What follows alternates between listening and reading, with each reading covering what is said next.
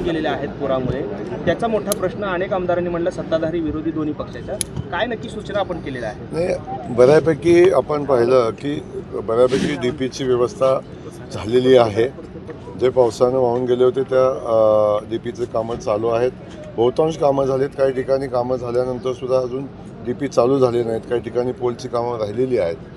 शेवटी शेतकऱ्यांचा प्रश्न असल्यामुळे महत्त्वाचा प्रश्न आहे. त्यामुळे लोकप्रतिनिधींच्या भावना ज्या आहेत त्या योग्य आहेत. तातडीने सूचना दिलेल्या आहेत आणि आता आपण जे DP बसवायचे राहिले ते तातडीनं बसवू आणि जे बसवलेत पण चालू करायचे ते तातडीनं करून शेतकऱ्यांना लवकरात लवकर कशा पद्धतीने न्याय देता येईल असा प्रयत्न करू. अधिकाऱ्यांवरती पैशांचे आरोप केले जात आहेत. मागच्या बैठकीतही RTO अधिकाऱ्यांवरती पैशांचे आरोप होते. याही बैठकीत शेतकऱ्यांना त्रास हा विषय गंभीर आहे. DPDCच्या बैठकीच्या अगोदर आढावा बैठकीत सुद्धा मी तो विषय घेतलेला होता आणि कुठल्याही किमतीवर शेतकरी बांधवांना त्रास झाला नाही पाहिजे.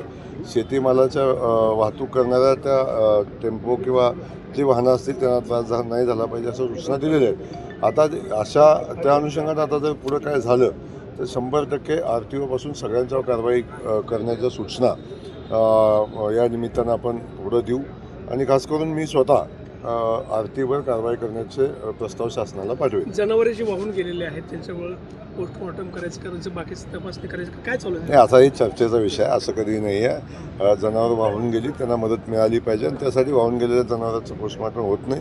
त्यामुळं जनावर होतं याची खात्री करून त्या जनावरांना मदत देण्याची भूमिका आपण काल एक गंभीर